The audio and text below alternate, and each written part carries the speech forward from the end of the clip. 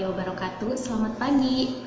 Di sini perkenalkan, nama Ibu Mita Stiani. Kita hari ini akan belajar tentang sejarah Indonesia, yaitu dengan materi Kerajaan Sriwijaya. Hari ini kita akan mengilas balik kemegahan, kejayaan kerajaan-kerajaan Hindu-Buddha yang ada di Nusantara. Untuk peta konsepnya, yaitu ada awal berdiri, maritim, politik, ekonomi, sosial budaya, dan masa kemunduran. Untuk awal berdirinya, Kerajaan Sriwijaya ini awal berdirinya pada abad ke-7 di Sumatera setelah runtuhnya atau hancurnya Kerajaan Sunan. Nah, untuk letaknya ada yang mengatakan di Palembang, ada juga yang mengatakan di Muara Takus. Oke, untuk materi selanjutnya yaitu Kerajaan Sriwijaya sebagai negara maritim. Kenapa disebut negara atau kerajaan maritim? Karena wilayah kekuasaan Sriwijaya itu terbentang luas ya sampai ke Asia Tenggara saat ini, dan juga mempunyai angkatan laut yang kuat serta pelayaran dan perdagangannya ada di jalur.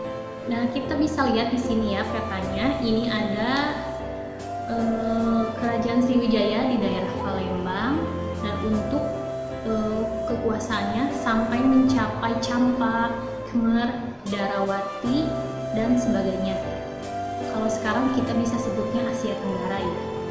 Untuk yang selanjutnya adalah keadaan politik, di mana Kerajaan Sriwijaya ini menganut struktur birokrasinya itu sentralisasi, di mana negara-negara kekuasaan yang lain dipimpin atau dipegang kekuasaannya oleh raja. Untuk raja yang berkuasa di Kerajaan Sriwijaya itu ada 5. Yang pertama ada Puntah Hyang Srijayanegara, beliau adalah pendiri Kerajaan Sriwijaya. Yang kedua Dharmasetu, yang ketiga Samaratungga, yang keempat Balaputradewa. Nah, untuk masa kejayaan Kerajaan Sriwijaya ini ada pada masa pemerintahan Balaputradewa. Yang keempat ada Balaputradewa, di mana pada masa pemerintahan Raja Balaputradewa, Kerajaan Sriwijaya mencapai puncak kejayaannya. Kekuasaannya mencapai luar negeri dan juga perdagangannya mencapai luar negeri. Untuk raja yang terakhir yang memerintah Kerajaan Sriwijaya bernama Sangramawijaya Tunggawarman. Untuk selanjutnya, kehidupan ekonomi di Kerajaan Sriwijaya pada awalnya bertumpu pada pertanian, tetapi karena Kerajaan Sriwijaya ini adalah sebuah kerajaan maritim yang besar, maka letaknya yang strategis diubah perekonomiannya menjadi perdagangan jalur laut. Untuk selanjutnya adalah kehidupan sosial dan budaya. Kehidupan sosial masyarakat di Kerajaan Sriwijaya, masyarakatnya lebih terbuka dalam menerima pengaruh asing dan bahasa yang digunakan adalah bahasa Melayu kuno. Untuk budaya, Sriwijaya merupakan pusat agama Buddha dengan tokoh Buddha yang sangat terkenal yaitu Sakyakirti atau Dharmakirti. Nah, yang kedua menganut agama Buddha Vajrayana dan sebagai pusat pendidikan kajian Buddha.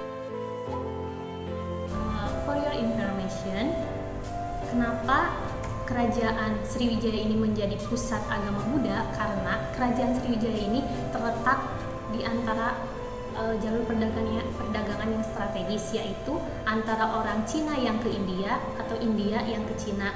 Jadi mereka singgah di Sriwijaya, di mana di sana mereka belajar bahasa Sanskerta untuk berdagang dan berkomunikasi di India.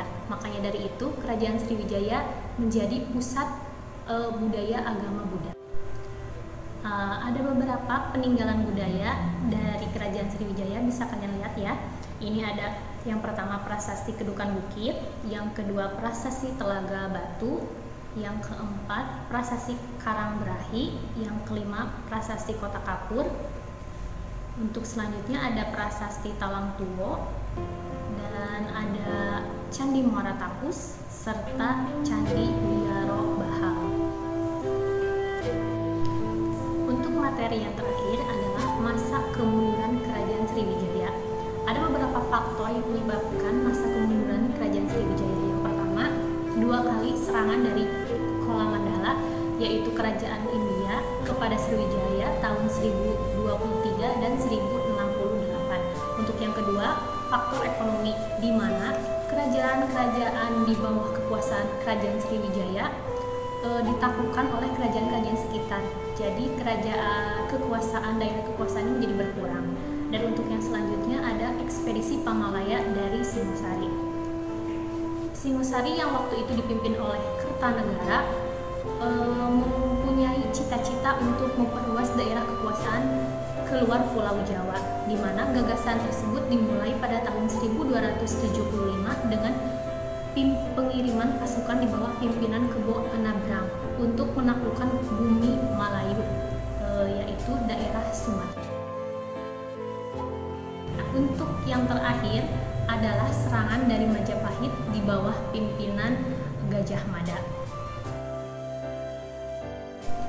Untuk kesimpulan pembelajaran kita hari ini, yaitu tujuan sejarah tidak hanya untuk belajar dari kesalahan saja, lebih jauh supaya kita bisa menerapkan, menginspirasi kita mengenai kejayaan, kemegahan kerajaan-kerajaan di Nusantara, di mana rakyatnya hidup makmur, sejahtera, raja yang memimpin dengan adil dan bijaksana, tidak banyak yang korupsi, kerajaan yang benar-benar mengutamakan rakyatnya. Semoga kita semua dapat menerapkannya dalam kehidupan sehari-hari untuk diri kita sendiri, masyarakat, dan lebih jauhnya untuk negara.